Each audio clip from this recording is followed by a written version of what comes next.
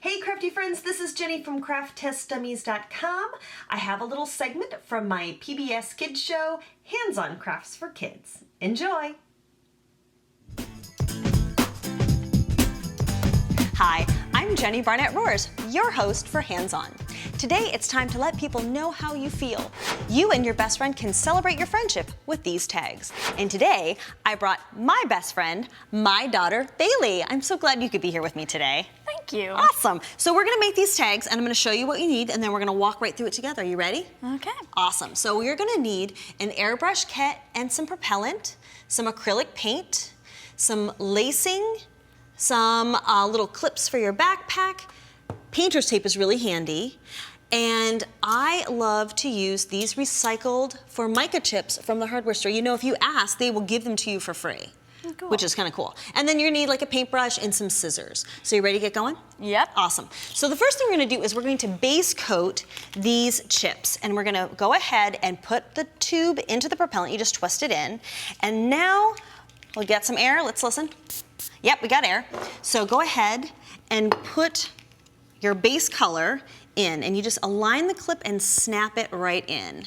Go ahead, there you go. Now don't forget to cover your work surface. There is a little bit of overspray, but this is acrylic paint, so it cleans up.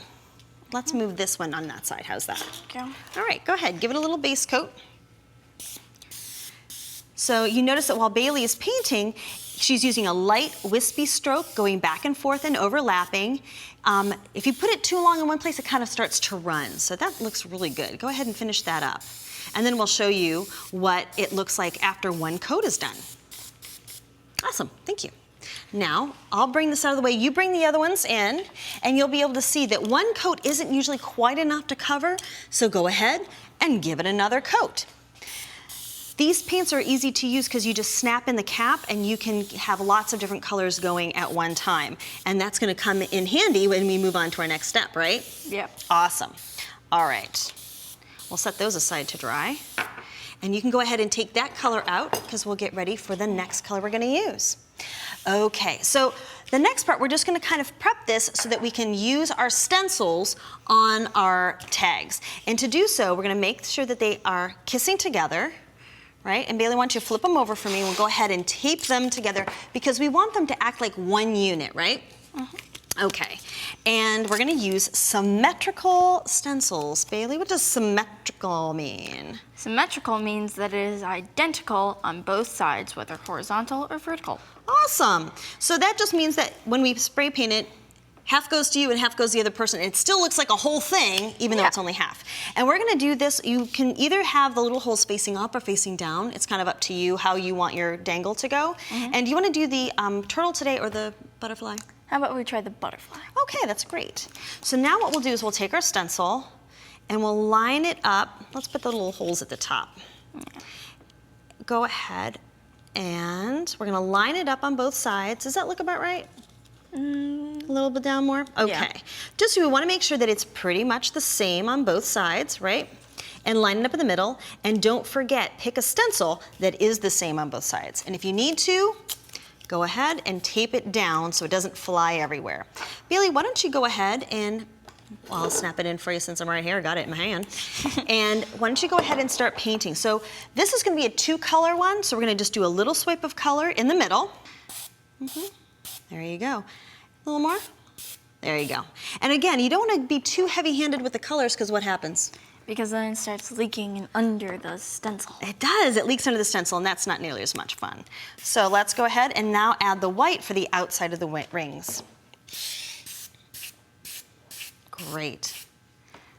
And this really doesn't take a long time to dry. What do you think, maybe 20 minutes or so? Yeah. Okay, so we'll set this aside and let it dry. And we have another one pretty much ready to go. Let's slide that out of the way.